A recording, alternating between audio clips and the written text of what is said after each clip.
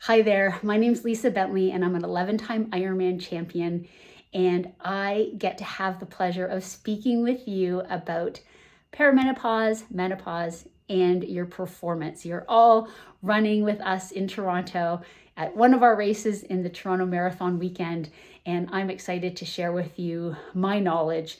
I'm 56 years old, so I have gone through all these changes. I've been a teenager, I've been a vibrant adult, I've been in the prime of my career at age 35, and I've also gone through perimenopause, menopause, and here I am, 56, still kicking, still swim, bike, running, rowing, doing strength training, and not fighting aging, accepting it, but trying to minimize the effects that come with aging.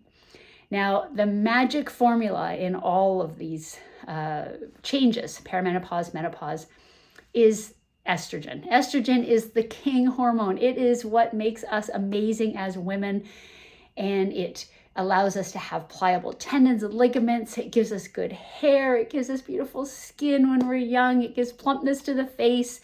It helps our mood. It makes us happy. It helps us regulate glycogen. It helps regulate your temperature. It is just a powerhouse. Keeps your bones nice and healthy. It is a powerhouse. It made us incredible humans in our youth. And as you get older, the estrogen kind of decreases and it decreases and it decreases until it's gone. And we don't have this powerhouse hormone anymore. And we miss it because then our tendons become less pliable.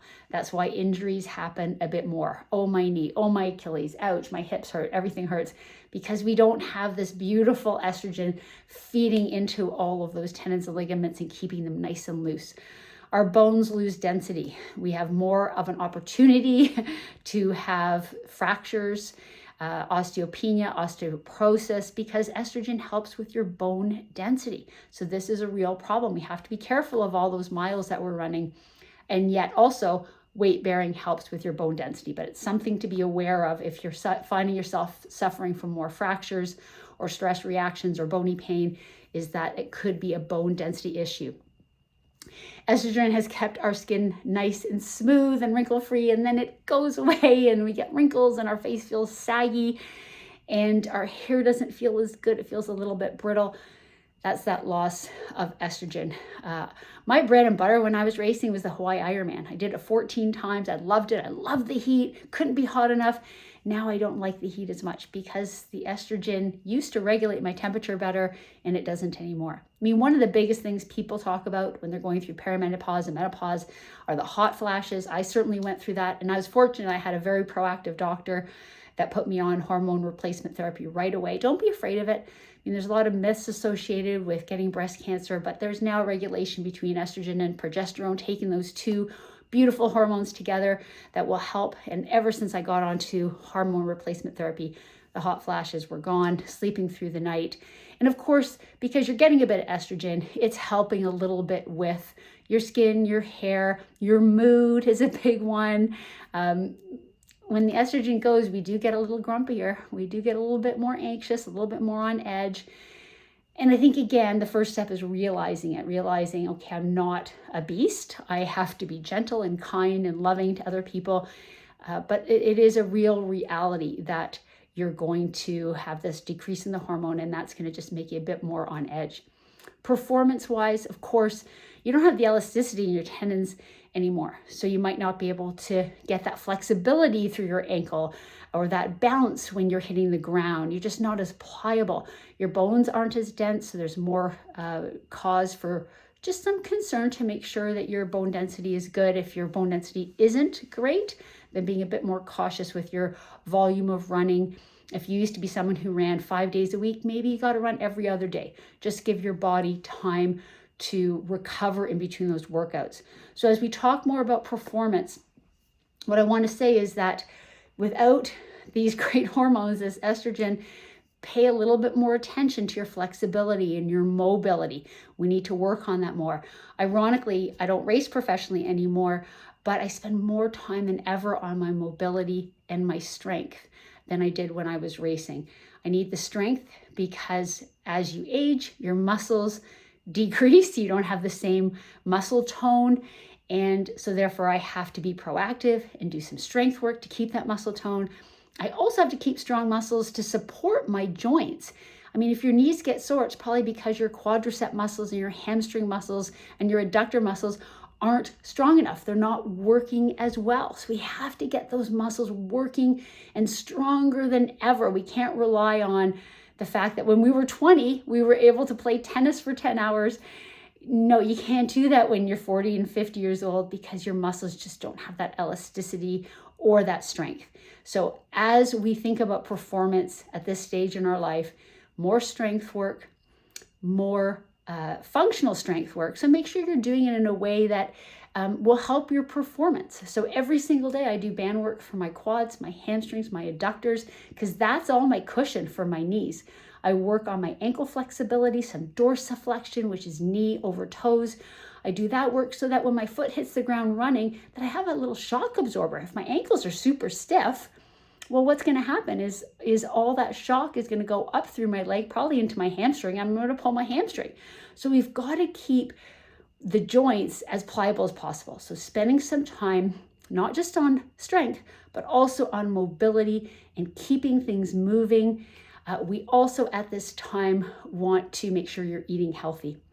Estrogen was a great helper in keeping your glycemic index like calm. So it was okay sometimes when you ate a donut or you ate pizza or you ate all these processed foods or high glycemic index foods. You can't do that anymore because you don't have this regulatory mechanism for that glycogen, for that insulin response. So eating more whole foods, unprocessed foods, less sugar. It's interesting because as I transitioned through my 40s to my 50s, I'd be going out on a bike ride with athletes for 4 or 5 hours, something that again was normal for me in my career. And in my career, I would eat a power bar every hour, which would be like a Cliff Bar every hour, like high carbohydrate. That was my fuel. That got me through every race. And as I aged, it wasn't working for me anymore. And I didn't really realize why, but I was craving something more solid. And I started to eat these bars called G2G bars, which are a great bar. They're really a nice whole food bar, but quite a bit of protein, which wasn't a big deal when I was racing. I mean, protein's counterintuitive. You need carbohydrates. And it just seemed to hit the spot. And I was able to still perform and I still had energy and I could ride my bike for 4 or 5 hours. And then as I researched after the fact, menopause, realizing now this is my life, there is a lot of research that says you need more protein even when you exercise. Of course, we need more protein as we age to feed our muscles because our muscles are shrinking. We don't have the estrogen. We're getting older. We need to build strong muscles. You need protein for that. But even during exercise, which is typically a carbohydrate environment, that's what you need. We needed just a bit more protein. So that was something that just evolved for me, but it actually scientific research says, yes, more protein. So we need more protein just day to day because we want to keep our muscular the strength of our muscles, but we even need it during training. So we want to increase the strength training. We want to do mobility work. We want to increase the elasticity of our tendons. We have to realize that it's not there quite so much anymore. We need to eat more protein, less high glycemic index foods. We need to not have less carbs, but make sure those carbs are a whole food carbohydrate, something that's going to really fuel you and break down very, very slowly, like brown rice, brown pasta. Stay away from the white poison, the white breads, the white pastas, the white rice. Stay away from those. Go to the minimally processed foods. Keep that glycemic index calm. Take some fish oil is always very important. Take some fish oil with a good antioxidant so that the fish oil doesn't get too hot.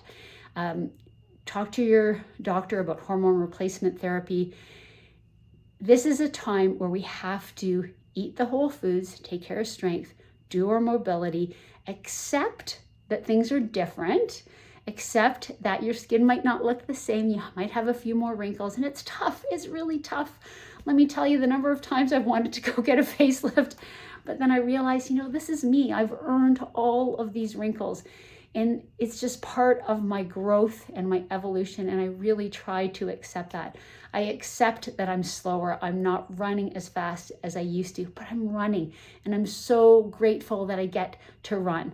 I've got to keep my muscles, my tendons as strong and pliable as possible. And most importantly, I need to love myself. So I want to encourage all of you to love yourself as you progress through life, as you evolve, as things change, as those hormones change. Please love yourself and find new reasons to love yourself. Use your intelligence and your experience to help others. Be role models for other people in our communities. Recruit them to be young runners. Get them out there and be proud of them, and share your wealth and your experience and your knowledge with other people. That's what you have. Yes, we're lacking some stuff. We're lacking estrogen, but we've got a ton of experience. So let's use it. Love yourself. Be the best you can be with what you've got. And I can't wait to see you at the start and finish lines of the Toronto Marathon weekend.